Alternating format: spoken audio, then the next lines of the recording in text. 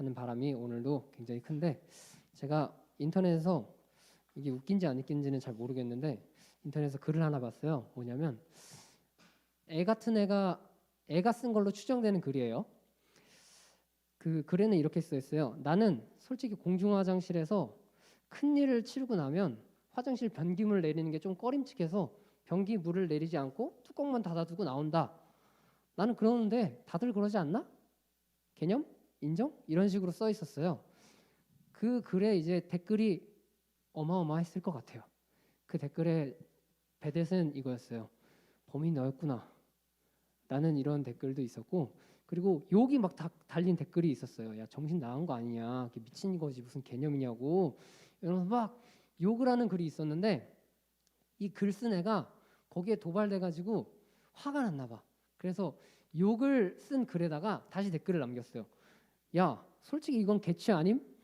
왜 욕을 하는 거지? 막 이러면서 막 서로 싸우기 시작하는 거예요. 개인 취향, 이게 개인 취향이라고 걔는 이렇게 딱 얘기하니까 또 거기에 도발돼가지고 그 댓글 남긴 사람이 또 거기다가 댓글 남기면서 싸웠어요. 야, 그게 무슨 개취야? 개념 취두부에 밥 말아먹는 소리 하지 말고 막 이러면서 막 욕을 하기 시작하는 거예요. 그래서 요즘 인터넷에 개념 취두부에 밥 말아먹는다 이런 글들이 좀 많이 나오고 있는데, 어쨌든 이런 글을 보면서 왜 이런 쓸데없는 걸 글을 올려가지고 싸우는가, 그것보다 여러분들한테 질문하고 싶은 게 있는데, 여러분들은 이게 개념이에요? 개념 있는 거예요? 여러분들 입장에서는. 저는 꼰대라서 그런지 이거는 진짜 와, 얘 진짜 개념, 와 진짜 대박이다 이런 생각이 드는데, 여러분들은 어떨지 모르겠지만 보통의 사람들은 이거를 개념 없는 거라고 생각을 하죠. 공중화장실에서 자기가 꺼림칙 해가지고 물을 안 내린다니, 이런 썩을 놈. 여러분들이 그 다음에 들어가가지고 올렸다고 생각해 보세요. 얼마나 화가 날지. 이런 개념이 없는 사람들, 개념이 있는 사람들, 뭐 보통의 사람들이 평가하는 거는 보통 우리가 받아들일 수 있는 걸 개념 있다고 하고, 사람들이 통상적으로 아 맞아, 맞는 얘기 하는 걸 개념 있다라고 얘기를 하는데, 우리가 교회를 다니면서 세상 거를 평소에 여러분들이 배우고 교회 나올 때 예수님의 말씀을 배우는데, 이게 서로 분리가 잘 안 돼서 섞여버리는 경우가 많아요. 그래서 굉장히 이상한 신앙적인 개념을 갖고 사는 학생들이 종종 생기는데, 저는 이거를 여러분들한테 오늘 분리를 시켜주고 싶어요. 뭐냐면 어떤 사람이 큰 사람일까에 대한 개념이, 세상적인 개념이 있고 예수님이 말하는 개념이 있는데, 이거는 완전히 달라요. 이 개념에 대해서 먼저 33절과 34절을 우리가 함께 읽어보도록 하겠습니다. 시작. 가버나움에 이르러 집에 계실새 제자들에게 물으시되 너희가 길에서 서로 토론한 것이 무엇이냐 하시되, 그들이 잠잠하니 이는 길에서 서로 누가 크냐 하고 쟁론하였습니다. 오늘의 사건은 이래요. 예수님께서는, 여러분들이 이제 예수님이 뭐 하는 사람인지는 대충 알 거예요. 예수님은 이 말씀을 오늘 이 사건이 일어나기 전에 하루 종일 또 병자들 고치시고 귀신 들린 자를 고치시고 또 복음을 전하시고 스케줄이 다 끝난 이후에 집으로 돌아오시는 길이었어요. 예수님이 맨 앞에 가시고 제자들이 이제 뒤를 따라왔겠죠. 제자들이 뭐라고 막 수근수근 대는 거야. 그래서 예수님이 궁금했는데 일단 참았어요. 그리고 예수님이 머물던 숙소까지 오셔가지고 그 다음에 질문을 한 거예요. 야, 너네 뭐 때문에 길에서 그렇게 재밌게 얘기를 한 거냐? 혹은 너네 뭐 때문에 길에서 그렇게 토론한 거냐? 라고 질문을 했더니 제자들이 자신 있게 대답하지 못했어요. 아, 사실 주님, 막 이러면서 쭈뼛쭈뼛 된 거예요. 그래서 야, 뭐야? 이랬더니 그들이 쟁론한 게 어떤 사람이 큰 사람이냐에 대한 쟁론이었어요. 제자들이 바라는 큰 사람이 있어요. 제자들이 큰 사람이라는 논쟁에 대해서 한 건데, 이거는 세상적으로 일반적인 개념인데, 일반적인 개념에 대해서, 일반적으로 세상에서 통용되는 개념에 대해서 여러분들에게 얘기를 먼저 해드리도록 하겠습니다. 제가 어릴 때, 지금으로부터 아주 먼 옛날 고등학생 때, 즉 라떼는 유행하던 만화 대사가 있었어요. 뭐냐면 우리 시우 선생님은 저랑 이제 나이가 비슷하기 때문에 알 수도 있는데, 너 내 동료가 되라. 이 말 들으면 딱 이제 아는 사람들이 있어요. 이게 뭐냐면 만화 원피스라는 그 만화의 대사인데, 그 만화의 만화가 저희 때 굉장히 유행했었어요. 요즘에 여러분들에게는 뭐 귀멸의 칼날 이런 만화가 굉장히 유행한다고 하는데 이런 만화들의 특징이 뭐냐면 소년 만화예요. 그래서 주인공이 굉장히 훌륭한 동료들을 모아서 악의 무리들과 싸울 때 너무 막 주인공이 힘든 역경들이 있는데 근데 그걸 이겨내고 나서 모든 거에서 다 승리를 쟁취를 해요. 이렇게 승리를 쟁취하는 그 주인공들의 모습을 보면 조금 카타르시스 이런 게 좀 느껴져요. 그리고 여러분도 아마 웹툰이나 만화나 영화 같은 거 보면서 마블 영화나 뭐 웹툰이나 이런 거 보면서 다들 비슷한 맥락을 알 거예요. 주인공이 소년이었지만 잘 성장해서 이겨낸다. 이런 카타르시스를 느끼는 것이었는데 왜 이 얘기를 하냐면 예수님의 제자들이 예수님을 이렇게 봤어요. 뭔 소리예요? 예수님 이렇게 봤어요. 이때 당시가 로마 식민지 시대였어요. 우리나라 일제강점기 시대 같은. 그래서 사람들이 원하는 리더라는 거는 하나였어요. 우리를 로마의 이 식민 지배에서 구원해줄 히어로. 이런 영웅을 구하고 있었는데 제자들이 예수님을 따라다닌 지 이제 좀 시간이 지났어요. 예수님을 따라다니면서 쭉 본 거야. 그랬더니 사람들이 예수님을 따라다니면서 엄청나게 많은 사람들이 예수님 주변에 몰려들고 예수님은 병자도 고치시고 귀신 들린 자도 고치시고 이거 지금까지 본 적도 없었던 일인데 이런 일들이 막 일어나니까 뭔가 대단한 사람인 것 같아. 그리고 예수님을 따라다니다 보니까 사람들이 어느 날 남자만 5천 명이 되는 사람들이 예수님의 설교를 듣기 위해서 나왔어요. 지금 여기는 몇 명 안 나와 있지만 예수님은 5천 명 앞에서 설교를 하고 계셨는데 예수님이 너무 오랫동안 설교를 해버린 거예요. 그래서 해가 뉘어뉘어 지고 있었는데 사람들이 점심 때부터 저녁까지 아무것도 안 먹고 그냥 예수님 말씀만 듣고 있으니까 배고프잖아요. 그래서 예수님이 제자들이 주님 떡을 사올까요? 이랬더니 아니, 뭐 이렇게 하다가 안드레라는 사람이 주님 여기 떡 몇 개랑 물고기 몇 개가 있습니다. 라고 했더니 그거를 기도하시고 나서 나눠줬더니 5천 명이 먹었다라는 그런 일화가 있어요. 그때 그 사건이 벌어진 이후에 사람들이 예수님한테 뭐라고 했냐면 선생님 우리 왕이 돼주세요. 유대인의 왕이 돼주세요.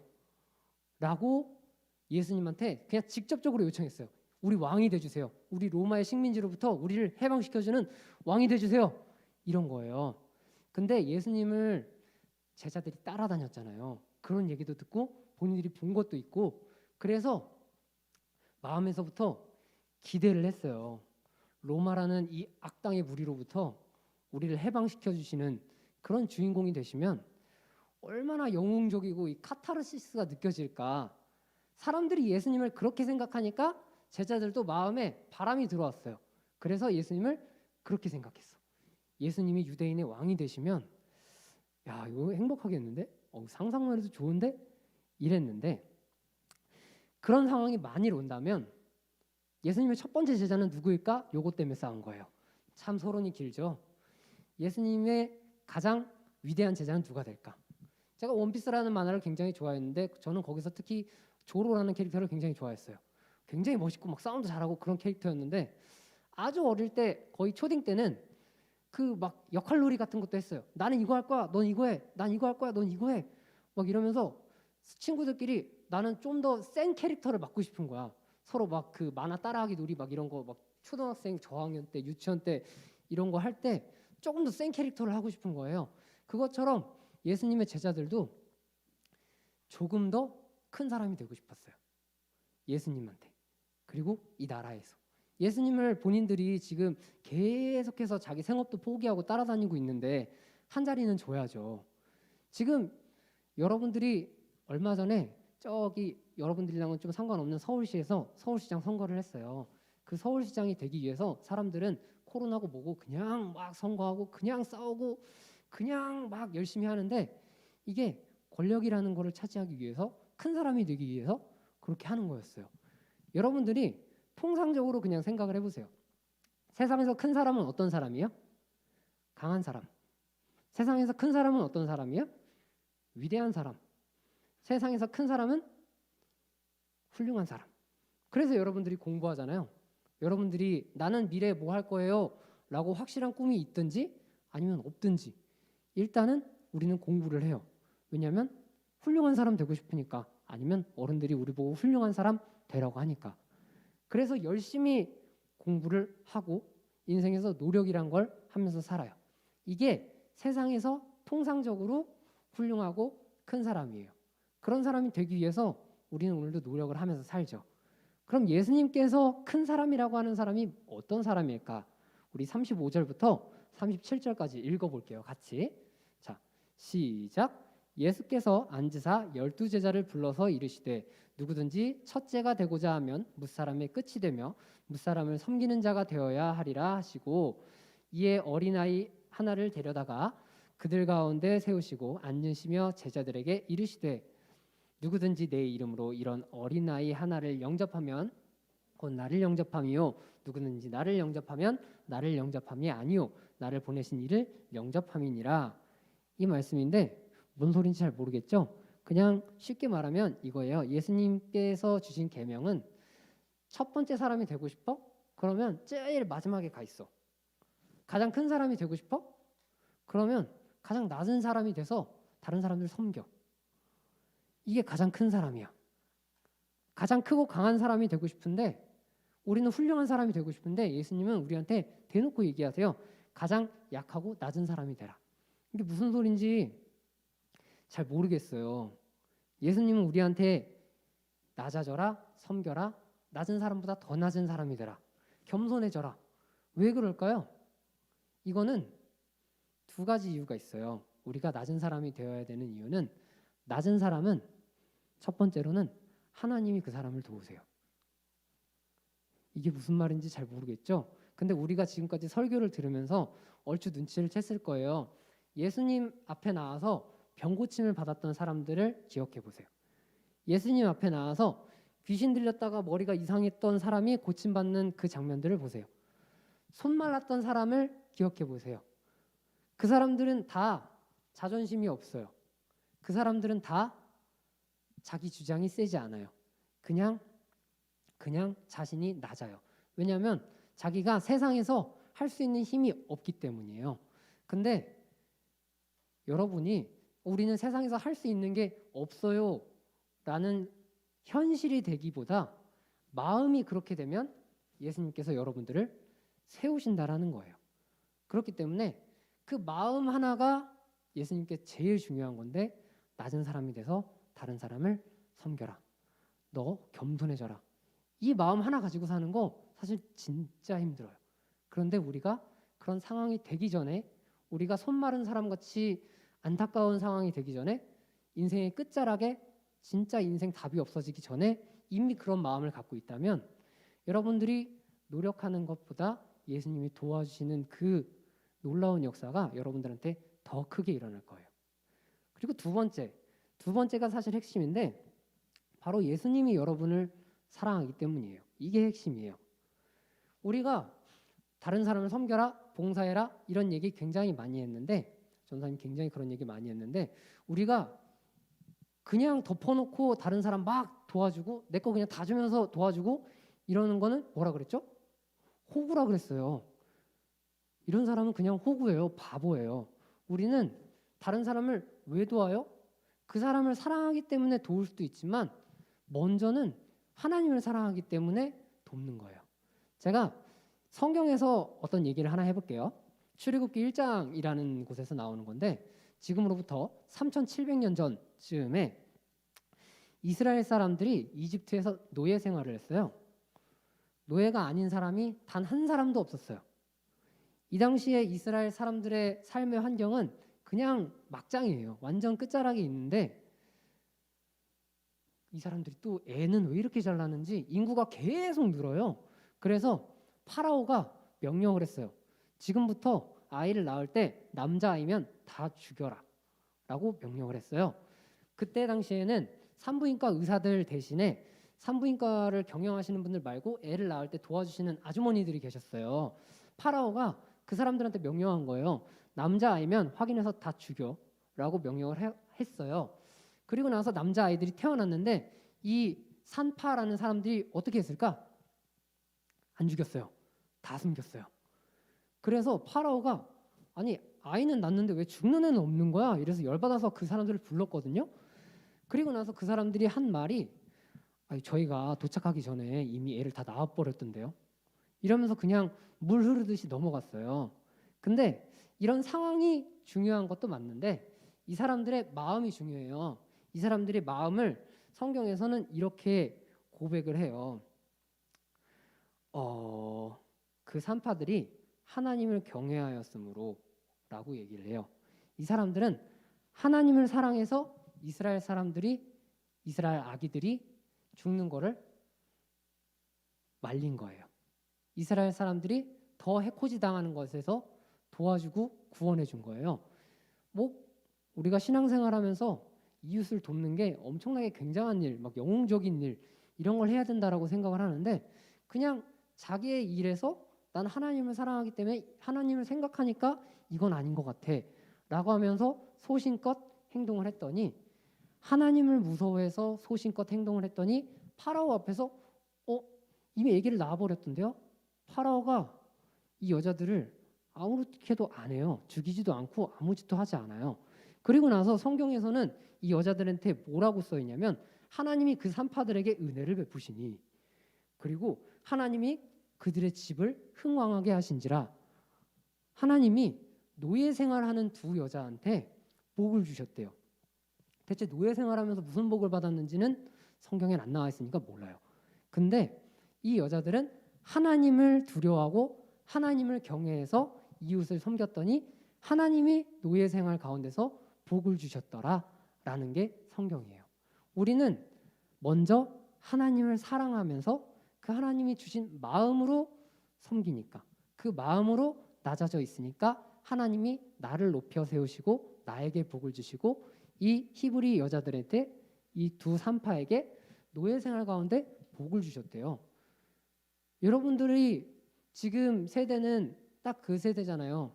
인생 포기각, 다음 생을 기약하자라는 세대인데 아무리 시대가 험악하고 아무리 희망이 없어도 하나님을 믿는 사람, 하나님을 경외하는 사람에게는 하나님이 복을 주시는 게 성경이에요.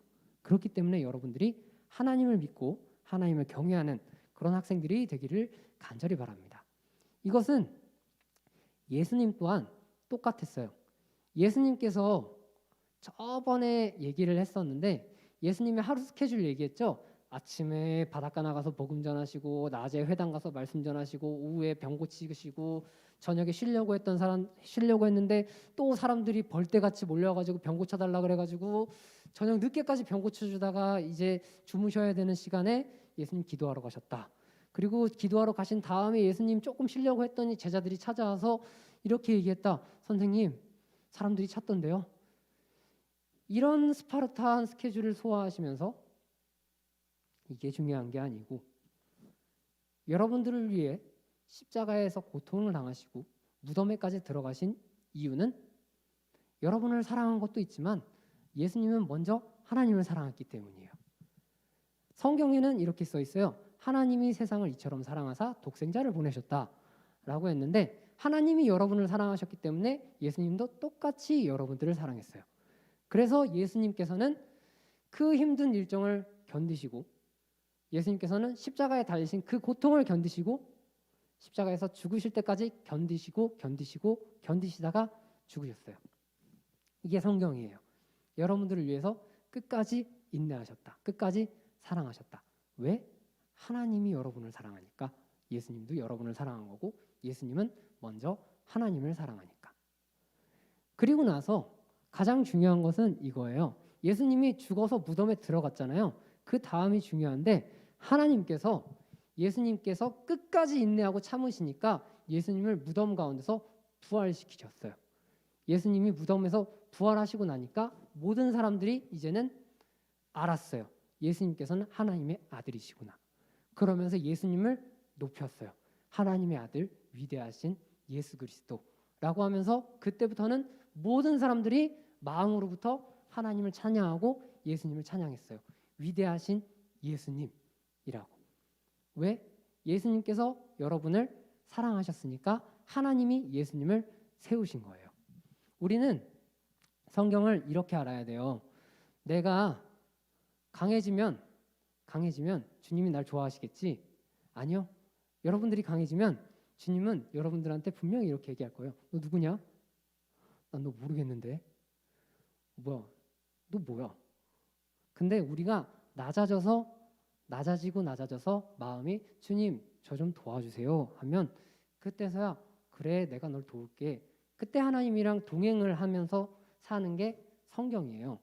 세상은 여러분들한테 끊임없이 얘기를 할 거예요. 그리고 사춘기 시절에 이걸 받아들이는 게 굉장히 힘들 거예요. 여러분들은 강해지세요 라고 하는 게 세상이에요. 근데 그리스도인 여러분들한테는 명확히 얘기합니다. 여러분 약해지세요. 약해졌을 때 하나님이 도우십니다.